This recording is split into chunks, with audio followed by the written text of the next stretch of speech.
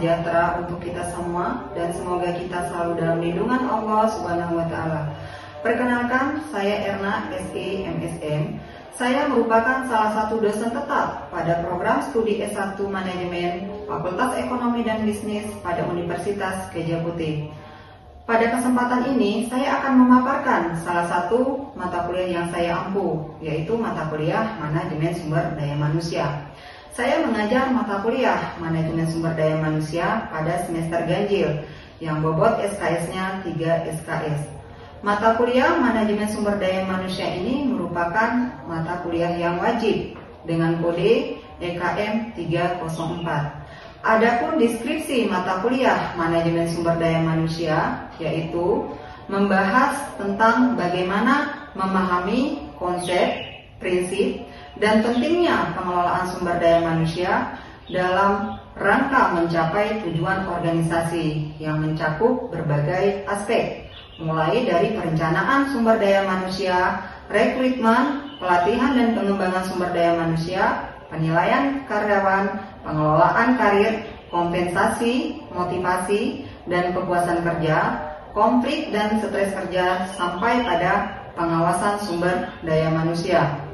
Perkuliahan Manajemen Sumber Daya Manusia ini diselenggarakan dengan pendekatan blended learning, yaitu perpaduan antara luring atau pembelajaran tatap muka langsung dan daring, yaitu dengan menggunakan aplikasi Google Meet dengan cara membagikan link kepada semua mahasiswa. Sementara pembelajaran secara luring dilaksanakan secara langsung di dalam kelas dengan ceramah interaktif untuk membangun pemahaman konseptual mahasiswa terhadap aspek manajemen sumber daya manusia, dan juga dapat dilakukan dengan diskusi kelompok untuk mendorong mahasiswa dalam menyelesaikan studi kasus yang nyata tentang pengelolaan manajemen sumber daya manusia dalam suatu perusahaan atau bisnis. Untuk capaian pembelajaran mata kuliah Manajemen Sumber Daya Manusia, diharapkan CPMK 1 mahasiswa mampu menjelaskan dan memahami tentang konsep definisi dari manajemen sumber daya manusia. CPMK 2 mahasiswa mampu menjelaskan dan memahami tentang perencanaan tenaga kerja dan perekrutan karyawan. CPMK 3 mahasiswa mampu menjelaskan dan memahami seleksi karyawan dan pengembangan karyawan. CPMK 4 mahasiswa mampu menjelaskan dan memahami tentang manajemen kinerja, penilaian karyawan, dan pengelolaan karir. CPMK 5 mahasiswa mampu menjelaskan dan memahami tentang kompensasi, motivasi, dan kepuasan kerja. CPMK 6 mahasiswa mampu menjelaskan dan memahami tentang etika dan hubungan dengan tenaga kerja. CPMK 7 mahasiswa mampu menjelaskan dan memahami tentang konflik dan stres kerja serta pengawasan sumber daya manusia. Untuk media pembelajaran mata kuliah Manajemen Sumber Daya Manusia ini meliputi PowerPoint dan studi kasus. Adapun materi pembelajaran dalam mata kuliah Manajemen Sumber Daya Manusia: 1. Definisi manajemen sumber daya manusia. 2. Analisis perencanaan dan pekerjaan serta perekrutan karyawan. Ketiga, seleksi karyawan, pelatihan dan pengembangan karyawan. 4. Pengelolaan karir. 5. Kompensasi, motivasi, dan kepuasan kerja. 6. Etika dan hubungan dengan tenaga kerja. 7. Konflik dan stres kerja serta pengawasan sumber daya manusia. Untuk kriteria penilaian pada mata kuliah Manajemen Sumber Daya ini mencakup 5 komponen. Yang pertama, untuk kehadiran, bobot nilai 20%. Yang kedua, untuk kuis, bobot nilai 20%. Yang ketiga, tugas kelompok, bobot nilai 15%. Yang keempat, ujian tengah semester, bobot nilai 20%. Yang kelima, ujian akhir semester, bobot nilai 25%. Untuk tahap berikutnya, mari simak video pembelajaran mata kuliah Manajemen Sumber Daya Manusia. Assalamualaikum warahmatullahi wabarakatuh. Assalamualaikum warahmatullahi wabarakatuh. Bagaimana kabarnya hari ini? Sehat? Alhamdulillah. Oke. Hari ini kita akan membahas tentang materi mata kuliah yaitu manajemen sumber daya manusia. Nah, jadi di sini kita akan melihat secara bersama-sama ya. Jadi materi apa saja yang nanti akan kita bahas di dalam manajemen sumber daya manusia ini. Ini ada cakupan materi. Yang pertama itu ada definisi manajemen sumber daya manusia, kemudian fungsi manajemen sumber daya manusia, manfaat manajemen sumber daya manusia, tujuan manajemen sumber daya manusia, menciptakan sistem sumber daya manusia strategis, tanggung jawab manajemen atau manajer ya sekaligus, tanggung jawab manajer sumber daya manusia, tugas manajer SDM, praktik sistem kerja berkinerja tinggi atau High Performance Work System atau disingkat dengan HPWS, serta keahlian-keahlian manajer sumber daya manusia dan mengukur kontribusi sumber daya manusia. Jadi untuk pertemuan kali ini kita akan membahas satu persatu cakupan dari materi ini. Yang pertama yang kita bahas itu adalah definisi dari manajemen sumber daya manusia. Nah, Ibu rasa manajemen sumber daya manusia itu merupakan sesuatu hal ya yang tidak asing lagi kita dengar. Nah, apalagi ini manajemen sumber daya manusia itu merupakan mata kuliah bersyarat ya, mata kuliah yang harus lewat dulu mata kuliah pengantar manajemen, baru bisa kita mengambil mata kuliah manajemen sumber daya manusia. Nah, mata kuliah manajemen sumber daya manusia itu 3 SKS ya 3 SKS. Jadi di sini seperti yang nampak pada slide ya, itu ada definisi manajemen sumber daya manusia. Nah, sebelum Ibu menjelaskan apa yang dikatakan dengan manajemen sumber daya manusia, itu kita harus pahami dulu apa itu manajemen. Apa itu manajemen? Nah, manajemen itu merupakan suatu seni ya untuk menggerakkan orang lain, untuk mengarahkan orang lain ya, untuk melakukan sesuatu kegiatan ya, dalam mencapai suatu tujuan yang telah ditetapkan sebelumnya. Nah, jadi di sini tinggal kita kombinasikan dengan sumber daya manusianya. Manajemen kita sudah dapat definisinya. Nah, sumber daya manusia itu apa? Sumber daya manusia itu adalah manusianya, tenaga kerja, ya kan? Itu sumber daya manusia itu dikatakan sebagai aset yang terpenting dalam suatu perusahaan. Kenapa? Ada yang bisa jawab? Kenapa dikatakan manusia itu ataupun tenaga kerja itu merupakan aset yang terpenting dalam suatu organisasi atau dalam suatu perusahaan? Karena sumber daya manusia itu akan menunjang keberhasilan daripada organisasi, ya kan? Daripada organisasi ataupun perusahaan. Nah, kalau tidak ada sumber daya manusia, sehebat apapun teknologi yang kita gunakan dalam suatu perusahaan, kalau tanpa ada bantuan campur tangan daripada sumber daya manusia, itu tidak akan berarti apa-apa. Ya, oke. Fokus ke definisi dari manajemen sumber daya manusia.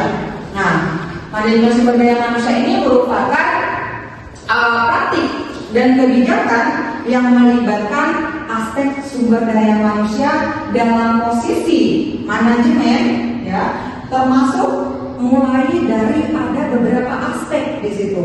Apa saja aspek-aspeknya yang melibatkan dari aspek sumber daya manusia? Yang pertama itu ada aspek merekrut. Merekrut itu adalah menarik, ya kan? Menarik orang ataupun katakanlah tenaga kerja untuk dipekerjakan di dalam suatu perusahaan. Kemudian setelah menarik, nggak sampai di situ, ya kan? Kan perlu harus kita lakukan dulu mengenai menyeleksi seleksi dulu, kita pilih dulu kira-kira ini orang kita tarik, kita rekrut untuk dipekerjakan dalam suatu perusahaan, kira-kira dia paham nggak tentang dunia kerja? Kira-kira dia cocok nggak dipekerjakan di situ? Jadi kita harus ada tahap penyeleksian atau penyaringan di situ, ya. Jadi untuk melakukan penyaringan tersebut itu ada beberapa cara nanti akan kita lakukan penyeleksian. Kan biasanya kita rekrut tenaga kerja tersebut ya untuk kita pekerjakan dalam suatu perusahaan, itu ada persyaratan-persyaratan khusus ya yang dikeluarkan oleh suatu perusahaan. Nah, kalau sudah dipenuhi oleh mereka yang ingin melamar, ya kan, itu akan dimasukkan persyaratan-persyaratannya ke pihak perusahaan atau organisasi. Nah, selanjutnya nanti akan dilakukan tahap penyaringan, kemudian melatih. Jadi para tenaga kerja yang tadinya sudah disaring, gitu ya kan, yang sudah lewat tes, baik itu tes secara lisan maupun secara tes interview, nah itu akan kita berikan pelatihan. Nah, kenapa harus melakukan pelatihan? Nah, supaya dia paham ya kan dengan dunia kerja, gitu ya kan, bagaimana mereka itu bisa bekerja dalam suatu perusahaan, bagaimana mereka itu bisa berkoordinasi, berkomunikasi di dalam lingkungan dunia pekerjaan. Nah, jadi harus kita berikan pelatihan. Nah, untuk pelatihan ini kita bisa menghadirkan para tutor ya ke dalam satu perusahaan untuk bisa membantu para tenaga kerja yang baru, gitu ya kan, supaya mereka tidak tidak janggal, gitu ya kan, pada saat mereka bekerja di perusahaan tersebut. Kemudian selanjutnya memberikan penghargaan. Nah, biasanya di sini penghargaan itu akan diberikan oleh pimpinan daripada suatu perusahaan ataupun organisasi. Itu bisa berupa secara finansial dan non finansial. Nah, kalau penghargaan secara finansial dan non finansial itu, kalau finansial kan kita tahu mungkin akan diberikan berupa reward, gitu ya kan, bonus, gitu ya kan, karena katakanlah bahwa tenaga kerja tersebut telah memberikan sesuatu yang sangat bermanfaat kepada perusahaan. Nah, jadi di sini pimpinan akan memberikan penghargaan kepada tenaga kerja tersebut. Kemudian kalau yang berbentuk non finansial, nah ada sesuatu tenaga kerja merasa dirinya itu diakui, ya kan, mereka merasa senang kalau mereka itu diakui oleh pimpinan, walaupun mereka tidak diberikan dengan secara finansial, tetapi dengan cukup memberikan seperti penghargaan, seperti sertifikat atas pengakuan bahwa dia itu memang memiliki prestasi yang bagus, kinerja yang bagus. Nah, jadi diberikanlah penghargaan dari perusahaan. Kemudian yang terakhir, menilai kinerja. Nah, jadi aspek yang terakhir dalam manajemen sumber daya manusia, menilai kinerja. Nah, jadi yang perlu kita nilai kinerja dari tenaga kerja itu harus kita lihat dari berbagai indikator. Banyak indikator yang ada pada diri tenaga kerja itu, yaitu di kinerjanya. Nah, indikator yang pertama, kita lihat kemampuannya. Bagaimana kemampuan si tenaga kerja ini untuk menyelesaikan pekerjaannya. Kemudian bisa kita lihat dari rasa tanggung jawabnya. Nah, tanggung jawab untuk mengerjakan itu bagaimana? Nah, itu indikator yang kedua. Kemudian indikator kinerja yang lain itu ada indikator mengenai kualitas dan kuantitas. Nah, jadi kalau kita sudah pahami mengenai indikator dari kinerja, itu bisa kita lihat tenaga kerja yang mana yang nanti akan kita berikan penilaian kinerja yang bagus. Nah, supaya tidak terjadinya ketidakadilan pada saat kita memberikan penilaian kinerja. Jadi kita harus lihat dari beberapa indikator yang telah Ibu sebutkan tadi. Oke, paham? Paham. Sampai di sini mungkin ada yang ingin ditanyakan? Oke, silakan. Apa hubungan antara strategi bisnis dan strategi sumber daya manusia? Oke, jadi antara strategi bisnis dan strategi sumber daya manusia itu, mereka itu memiliki hubungan yang sangat kuat, ya. Jadi harus saling berinteraksi antara tujuan strategi bisnis dengan strategi daripada sumber daya manusia. Nah, setiap organisasi, ya, pasti mereka memiliki bagaimana untuk bisa meningkatkan peluang bisnisnya. Nah, jadi dengan begitu mereka harus bisa membaca strategi-strategi bisnis yang mereka gunakan dalam perusahaan itu apa strateginya. Nah, satu contoh katakanlah, bagaimana kita bisa meningkatkan penjualan kita pada tahun ini, strategi bisnis apa yang akan kita gunakan. Yang pertama mungkin kita bisa lakukan strategi untuk melakukan survei ke lapangan. Kita lihat di situ bagaimana mengenai produk-produk kita yang ada di lapangan. Apakah produk kita itu diminati atau tidak oleh masyarakat, gitu, ataupun oleh konsumen. Nah, itu strategi yang pertama, ya kan? Kemudian setelah kita melakukan survei, strategi yang kedua, nah, kita bisa lihat strategi yang kedua ini. Setelah kita survei, kita bisa lihat bagaimana kita caranya untuk mendesain produk yang kita buat itu, gitu ya kan? Kita lihat desainnya itu, apakah nanti desain itu bisa menarik perhatian daripada pelanggan. Nah, kemudian antara banyak strategi yang harus diciptakan oleh perusahaan atau organisasi, nah, untuk memikat daripada pelanggan. Dan antara strategi bisnis, dia itu harus ada proyek dengan strategi sumber daya manusia. Harus ada sumber daya manusia, karena sumber daya manusia tadi sudah Ibu jelaskan di awal bahwa sumber daya manusia itu merupakan aset terpenting dalam satu perusahaan. Kalau tidak kita pakai strategi sumber daya manusia untuk memajukan dunia bisnis, itu perusahaan atau organisasi yang kita jalankan itu tidak akan jalan secara semestinya yang telah kita harapkan. Nah, contoh ya strategi sumber daya manusia. Nah, untuk menempatkan strategi sumber daya manusia untuk suatu pekerjaan, kita harus tempatkan tenaga kerja itu sesuai menurut fungsinya. Kalau salah strategi pada saat kita menempatkan sumber daya manusia sesuai fungsinya, berarti nanti bisa terjadi kesalahan juga, ya kan? Pada saat bisnis yang dijalankan di perusahaan tersebut akan hancur, tidak jalan, gitu ya kan? Salah kita menempatkan, makanya di fungsi manajemen, ya kan? Di fungsi manajemen itu ada berapa fungsi manajemen? Fungsi manajemen ada berapa? 4, ya kan? Coba apa aja yang pertama? Planning, organizing, actuating, dan controlling. Planning, organizing, actuating, dan controlling. Nah, di fungsi yang kedua itu organizing. Organizing itu adalah kegiatan pembagian pekerjaan.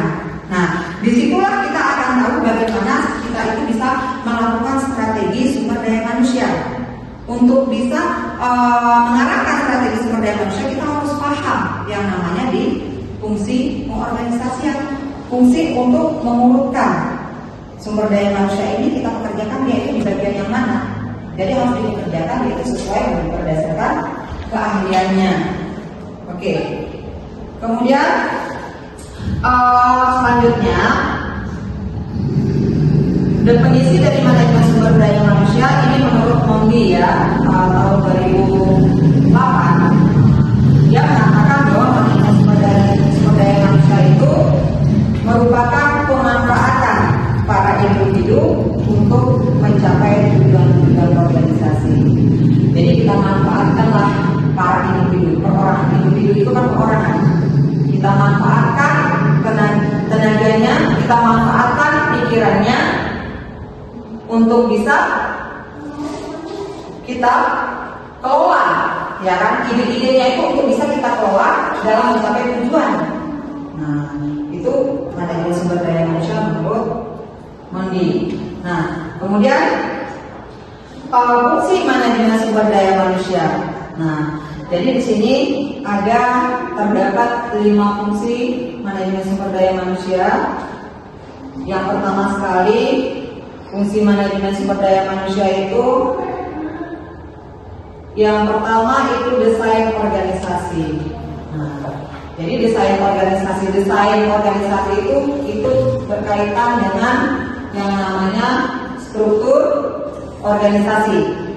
Nah, di struktur organisasi itu kita harus pahami yang namanya job analysis. Bagaimana kita bisa menganalisis pekerjaan. Bukan berarti kita sudah direkrut gitu ya kan oleh suatu perusahaan. Kemudian kita ditempatkan tuh, ini tempatnya di bagian ini. Kemudian dilaksanakan pekerjaan tidak, tapi kita harus melakukan job analisis dulu. Kita analisis dulu pekerjaan kita itu di situ apa saja. Nah, setelah kita melakukan job analisis, nanti yang kedua ada job description dan job specification. Nah, jadi job description dan job specification itu kalau job description itu ya, itu isinya itu mengenai kegiatan-kegiatan pekerjaan yang akan kita kerjakan. Kalau job specification itu mengenai data diri kita, data diri daripada tenaga kerja. Itu job specification. Nah, kemudian selanjutnya ada kompetensi. Pernah dengar nggak kompetensi itu apa? Ya, kompetensi itu adalah kemampuan. Nah, jadi fungsi manajemen sumber daya manusia yang pertama di desain organisasi itu ada item mengenai kompetensi, harus memiliki kemampuan, ya kan?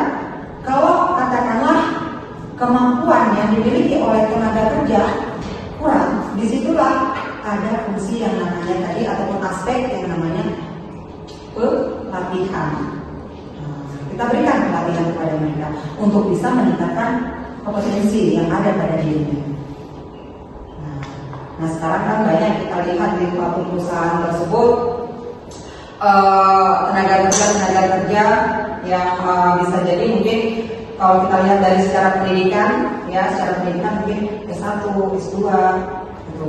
Mungkin dalam dunia kerja dia kemampuannya masih kurang mungkin ya kan. Jadi kita bisa berikan pelatihan itu di bidang pekerjaannya ya. Untuk apa? Untuk meningkatkan kompetensi dan kemampuannya. Nah, jadi di sini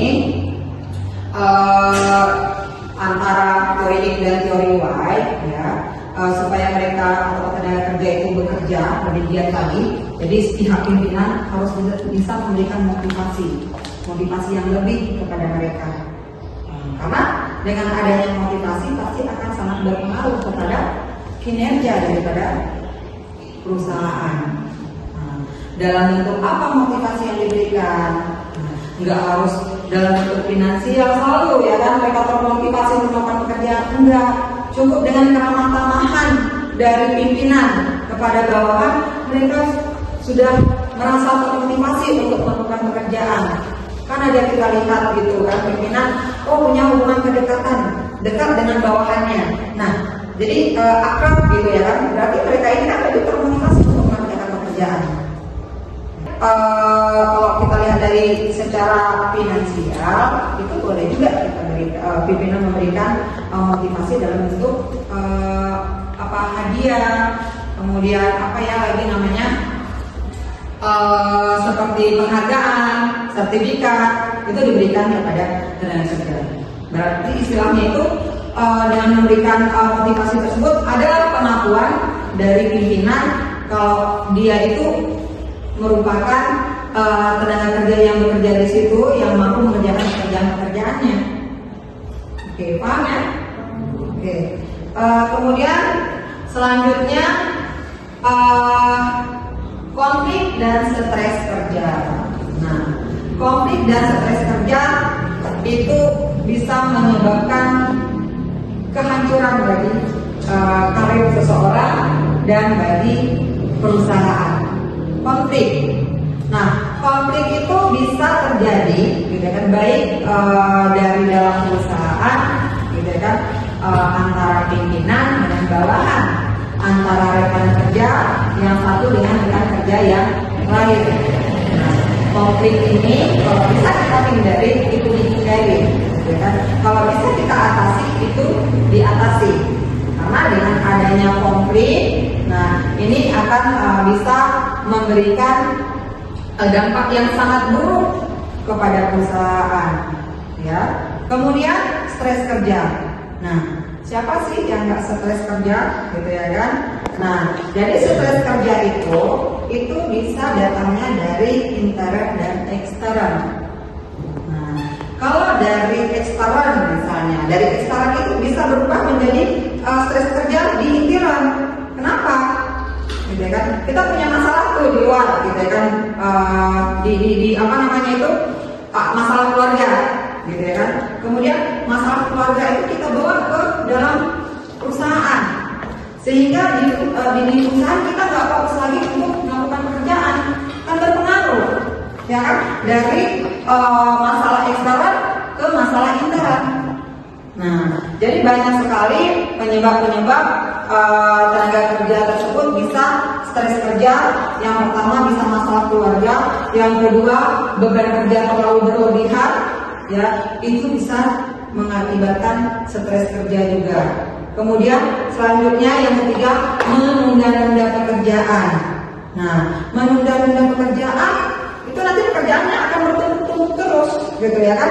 Yang seharusnya bisa kita kerjakan dalam sehari itu dengan 2 pekerjaan, ya kan? Ini kita tunda. Kemudian tunggu besoknya datang lagi pekerjaan yang baru. Yang pekerjaan yang pertama belum juga kita selesaikan, sudah datang pekerjaan yang kedua, kan mulai tertumpuk. Jadi nanti waktu untuk mengerjakannya bingung yang mana dulu yang akan kita kerjakan, sehingga akan menyebabkan stres kerja. Ya, jadi untuk stres kerja ini kita harus bisa menghindari supaya tidak terjadinya stres kerja baik itu di ekstern maupun di intern. Ya, kalau di ekstern itu pekerja apa namanya itu kalau di ekstern kalau terjadinya masalah-masalah yang di luar jangan dibawa ke kantor. Kalau di kantor kita fokus, gitu ya kan. Kalau di dalam suatu perusahaan kita fokus bekerja di perusahaan supaya tidak terjadinya stres kerja. Karena kalau kita sudah terjadi stres kerja dalam suatu perusahaan, ini perusahaan akan bisa jadi turun, ya kan, tidak bisa untuk meningkatkan apa yang menjadi tujuan perusahaan. Karena perusahaan itu didirikan untuk bisa mencapai tujuan perusahaan. Apa saja tujuan perusahaan? Tujuan perusahaan itu apa saja? Apa? Meningkatkan volume penjualan ataupun untuk meningkatkan keuntungan. Karena suatu perusahaan itu didirikan oleh orang-orang, ya, itu banyak jenisnya, gitu ya kan. Bisa jadi perusahaan yang bergerak di bidang jasa, kemudian perusahaan yang bergerak di bidang aliran proyek, operasional dan lain sebagainya. Jadi yang jelas bahwa perusahaan itu memiliki satu tujuan tunggal, yaitu untuk mendapatkan laba atau keuntungan. Tapi di samping itu kita juga harus bisa meningkatkan juga keuntungan yang lainnya, tujuan-tujuan yang lainnya. Apa tujuan yang lainnya? Yang pertama tadi untuk meningkatkan keuntungan, yang kedua melakukan ekspansi ataupun perluasan daripada perusahaan atau organisasi. Nah, itu tujuan yang kedua. Nah, kalau kita sudah melakukan ekspansi ataupun perluasan daripada suatu perusahaan, secara otomatis kita bisa mengurangi pengangguran. Kan kita buka tuh perusahaan, ya kan? Kemudian kita rekrut lagi orang untuk kita pekerjakan, kan mengurangi pengangguran.